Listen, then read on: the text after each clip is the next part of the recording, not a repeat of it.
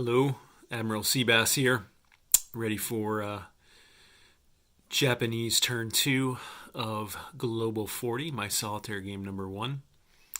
Just covering my purchases here. Just by way of reminder, Japan has long-range aircraft technology as well as wartime economy and improved shipyards, so ships cost 1 IPP less. So these subs cost 10 and the transports cost a total of 12. And then we're going to buy 1 guy and 3 tanks for our new minor factory in China. So those are the Japanese builds for this turn. And I'm going to go ahead and do Actually, I'm going to show you where I'm going to attack now. There are my targets. All 4 territories in China that are Chinese occupied will be attacked this turn as well. I'm going to invade France, French Indochina down there.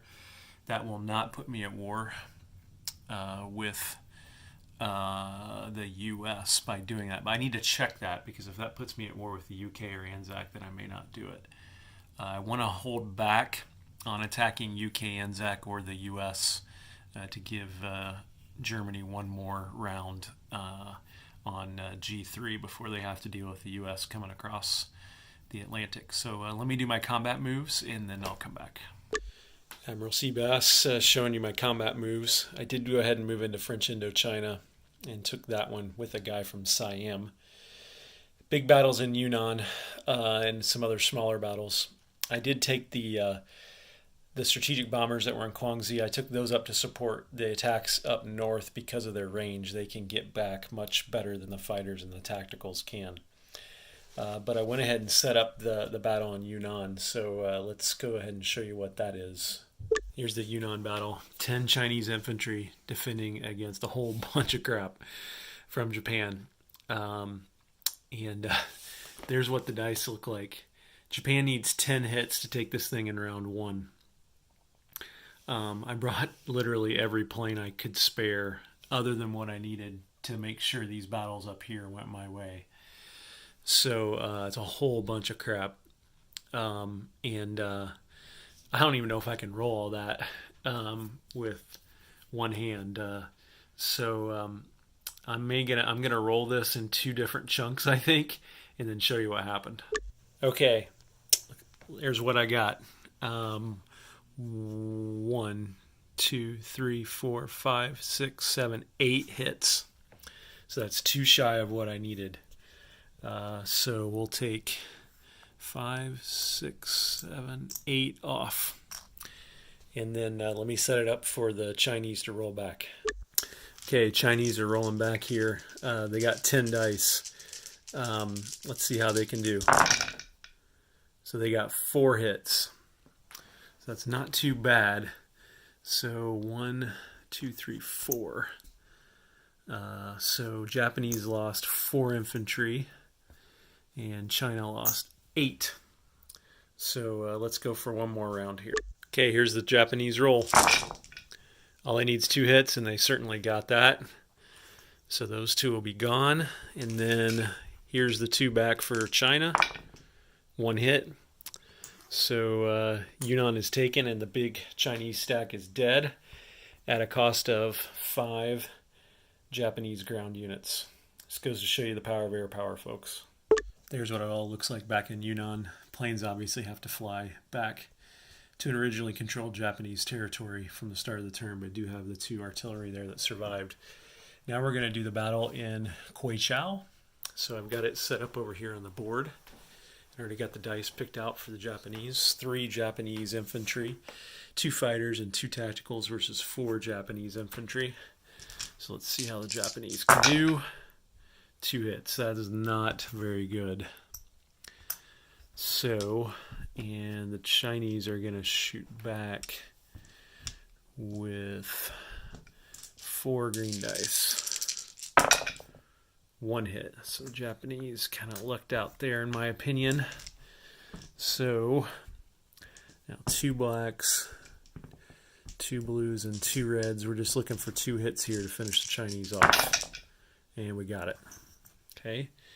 So 2 back for the Chinese, And man, if they could get 2 hits, that would really... So,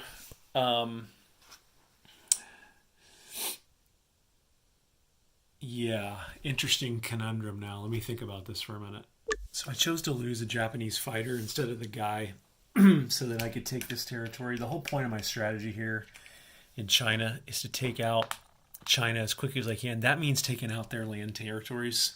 Remember, they have 15 bucks. They could build 5 guys and put them right there, and then they're right in the middle of my expansion, and I've got to come to the middle instead of keeping pushing west or south. So I think that makes more sense to lose the fighter and take the territory, but we'll see. So here we've got a mech and 2 artillery and a strategic versus 2 Chinese guys. I'm not going to pull that one over here. So that's 3 green dice, and I'm looking for 2 hits. And there they are. This one doesn't even matter, and it's a miss anyway. So that's 2 hits, and then China gets 2 back, and they get a hit. So these 2 Chinese guys are gone, and we'll lose... I'm going to lose the artillery because the mech is a fast mover. So these Chinese guys are gone. And actually, I forgot to put Japan up 1 and China down 1 for the last territory, and now we do the same for this one. And then this one is 2 guys and a strategic against 1 guy. So 2 blacks and a red. Just need 1 hit. Got it. Boy, good thing I brought that bomber along, huh? And then the Chinese guy back, which is a hit. Man, they did pretty well, didn't they? So, and Japan's up 1 more. China's down 1 more. You can see that China is now down to 5 territories owned. Let me grab up a couple of roundels here. So Japan's strategy of going all in, even to the point of losing a fighter over a guy to take out China, seems to be working at this point. Look at this. China has 1 fighter left and no guys. So maybe it's China. Maybe I should have pulled some guys back. But just goes to show you, when Japan brings everything and focuses completely on China. I don't know that one. That was my device talking back to me. Must have said a word that triggered her. But so China's not going to be able to attack anything unless they want to do a suicide mission with that fighter. So that's the end of combat. Let me do the non-combats, and then I'll come back. I want to show a couple of these non-combats. Those 2, notice this Navy down here. I think I mentioned my last Japan video, turn 1. They didn't have any transports. I want to pull these 2 transports down along with a tank. And I'll have to chip these out, but 3 infantry along with the tank. Okay, so these 2 come down here to Caroline Islands and pull these 3 guys and the tank with them. You know what, actually, I should have left 2 of the guys behind, actually 1 of the guys, because then I can leave a garrison here when I move out. So move this back up here. I already had 2 guys down there. Now we got 5 land units. Only 4 of them can go on those transports when we move out. So that's 1 set of combat moves, or non-combat moves. Okay, there's all my non-combat moves.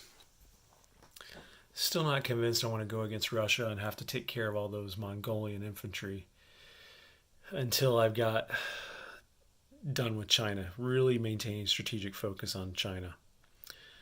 You can see I flew enough planes out there to fully staff the aircraft carriers. Got an invasion force down there. And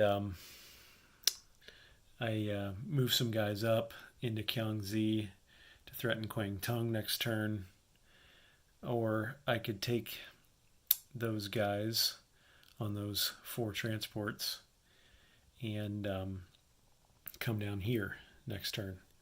So let's go ahead and place units, and I think you'll see how all that made more sense. So I'm going to put my 3 tanks there. So now you can see how that's going to unfold.